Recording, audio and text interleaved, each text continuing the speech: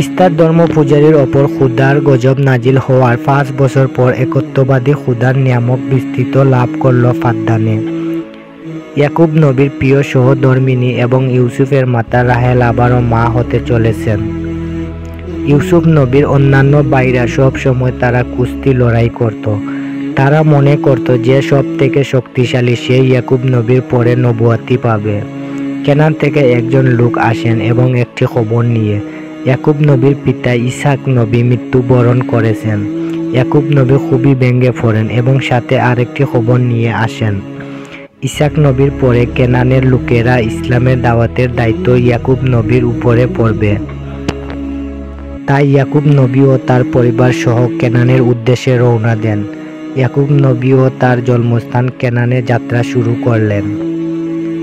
রাস্তার মধ্যে ইউসুফের মাতা রাহেল অসুস্থ হয়ে পড়েন। অবশেষে একটি সুসংবাদ এবং দুঃখের সংবাদ সবার সামনে। ইউসুফের মাতা এই দুনিয়া ত্যাগ করেন এবং ছোট্ট ইউসুফ মাতাহারা হয়ে পড়েন। এদিকে ইউসুফ তার আরেকটি ভাই পায় এবং ইয়াকুব নবীও তার প্রিয় সহধর্মিণীকে ওই স্থানে শেষ সমাধি দিয়ে চলে যান কেনানে। ইউসুফের ফুফি ইউসুফের সৌন্দর্য এবং বুদ্ধিমত্তা দেখে তিনি বলেন, আমি একজন মহৎ ব্যক্তির নিশান দেখতে পাচ্ছি, সুবহানাল্লাহ। ইউসুফের ফুফি মাহারা ইউসুফকে লালন পালন করতে চান, কারণ ইউসুফের ফুফি ছিলেন একা, তার কোনো ছেলে মেয়ে নেই। কিন্তু ইয়াকুব নবী ইউসুফকে তার কাছ থেকে আলাদা করতে চান না। অবশেষে ইয়াকুব নবী রাজি হন ফুফির দেয়া এই শর্তে, প্রতিদিন একবার ইউসুফকে বাবার সাথে দেখা করাতে নিয়ে আসবেন এবং ইউসুফকে তার ফুফি নিয়ে যান লালন পালন করার জন্য। ইউসুফের ভাইয়েরা ছিল খুবই হিংসুক। ফুফির ভালোবাসা এবং ফুফির দেয়া ভালো পোশাক ইউসুফ পরিধান করতেন, তারা কিছুতেই সহ্য করতে পারত না এবং তার ফুফি ইউসুফকে তার দাদা ইসাক নবীর কুমোরবন্দি উপহার দেন। এই কুমোরবন্দি সেই পাবে যে নবুয়াত পাবে। ইয়াকুব নবী সব থেকে বেশি ভালোবাসতেন মাহারা ইউসুফকে। তার ভাইয়েরা এতে রাগান্বিত থাকত এ বিষয় নিয়ে এবং ছোট্ট ইউসুফ বুঝতে পারে তার ভাইয়েরা তাকে হিংসা করে এবং ইউসুফ তার ফুফিকে বলে, বাবাকে বলবেন আমাকে যেন ভালো না বাসেন। ইউসুফ তার ছোট ভাই বোনদের সাথে লুকোচুরি খেলছিল তারা সবাই, কিন্তু ইউসুফকে তারা কেউ খুঁজে পাচ্ছিল না। তার ফুফি ইয়াকুব নবী সহ সবাই ইউসুফকে খুঁজতে থাকে। এদিকে ইউসুফের সৎ মারা তার ফুফিকে দোষারিত করতে থাকে। ইউসুফ কিভাবে হারিয়ে যায়, আমরা জানতাম তুমি ইউসুফকে দেখে রাখতে পারবে না। ইউসুফ ছিলেন খুবই বুদ্ধিমান, তাকে কেউ খুঁজে না পায় তার জন্য এমন জায়গায় লুকিয়েছিলেন। ইয়াকুব নবী ইউসুফকে খুঁজে বার করেন। ইয়াকুব নবী ফুফির কাছ থেকে ইউসুফকে ফিরিয়ে নিতে চান। এদিকে ইউসুফ তার ফুফির সাথে থাকতে চায়।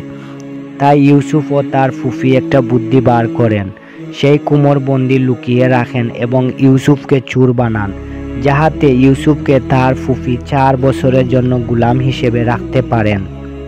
ইয়াকুব নবীর আমলে কেউ যদি চুরি করত তাহলে ওই ব্যক্তি গোলাম হিসেবে 4 বছর রাখা হতো। কিন্তু ইয়াকুব নবী জানতেন ইউসুফ চুরি করেনি, কিন্তু ইয়াকুব নবীর হাতে তার কোনো প্রমাণ ছিল না। আবারও ইউসুফকে তার ফুফি 4 বছরের জন্য পেয়ে যান এবং সমস্ত ভালোবাসা দিয়ে লালন পালন করতে থাকেন ইউসুফকে।